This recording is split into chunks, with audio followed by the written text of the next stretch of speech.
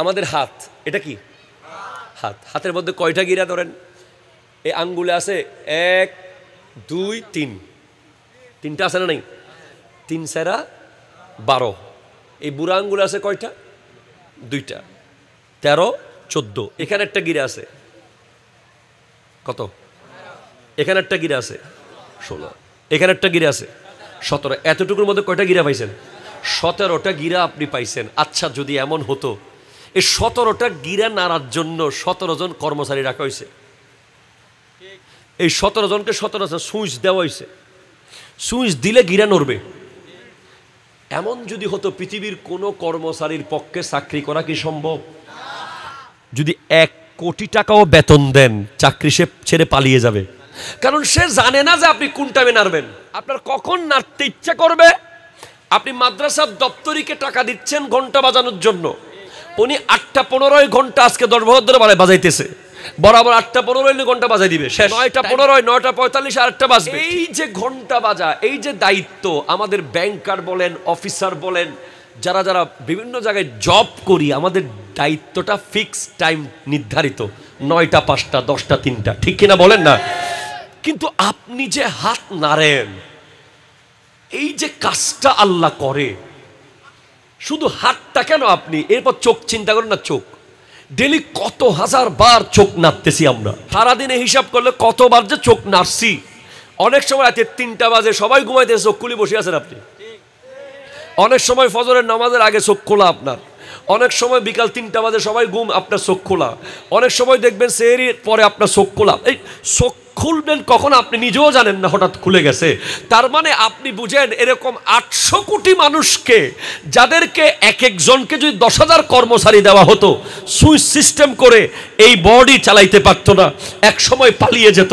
এরকম 800-900 কোটি মানুষকে প্রতিদিন তার ইচ্ছা মতো চালাচ্ছে, তাই তিনি হলেন আল্লাহ। বাংলাদেশে ঘুমাচ্ছে তো আরেক জায়গায় জেগে আছে, আরেক জায়গায় দুপুরে ভাত খাচ্ছে, আরেক জায়গায় রাতের ভাত খাচ্ছে, আরেক জায়গায় সকালে নাস্তা করতেছে, আরেক জায়গায় এরকম। এইভাবে যিনি চালাচ্ছেন উনি আল্লাহ। এত বড় পাওয়ারফুল খোদা আপনার, যার উপরে কোনো বড় নাই, যার চেয়ে কোনো বড় নাই, যার চেয়ে কোনো দয়াবান নাই, যার চেয়ে কোনো মায়াবান নাই। এত শানদার খোদা আপনার, যিনি আপনাকে বানিয়েছেন বড় মায়া করে, আপনাকে বানানোর পরে এখনো পৃথিবীতে বাঁচিয়ে রেখেছেন।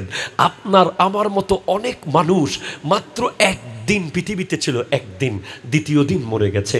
আপনার আমার মতো অনেক মানুষ মায়ের পেট থেকে পৃথিবীর চোখে দেখে নাই। আপনার আমার মতো অনেক মানুষ মাত্র 2 দিন পৃথিবী দেখেছে। আপনার আমার মতো অনেক মানুষ মায়ের পেটে এসেই চলে গেছে। আর আমি আর আপনি এখনো 50 বছর, কেউ 60 বছর, কেউ 40 বছর, কেউ 20 বছর বেঁচে আছি। কি আল্লাহকে কষ্ট দেওয়ার জন্য বেঁচে আছি, না খুশি করার জন্য বেঁচে আছি? তাহলে আপনি কেমনে ভাইরে, আপনি কেমনে মদ খাবেন? আপনি যদি আগামী 50 বছর 1 ফোঁটা শরাবও না খান, আপনার কোনো কিছু আসে যাবে? কিন্তু আপনি যদি 1 ফোঁটা শরাব পান করেন, 1 ফোঁটা, 1 সিঙ্গেল ড্রপস অফ ওয়াইন যদি আপনার পেটে যায়, মাদকের একটা ফোঁটা যদি পেটে থাকে, বছরে 5টা রাত আছে, যেই 5 রাতে অবশ্যই দোয়া কবুল হয়। একটা হলো প্রথম রজবের প্রথম রাত, 2 হলো লাইলাতুল কদর আর বরাতের রাত, 3 2 ঈদের রাত। আরেকটা স্পেশাল রাত প্রতি সপ্তাহে পাই, সেটা হলো বৃহস্পতিবার জুমার রাত। যাদের পেটে 1 ফোঁটা মদ থাকবে, 1 জর্রা মাদক থাকবে, কোন রাতে তাদের দোয়া কবুল হবে। ক্লিয়ার?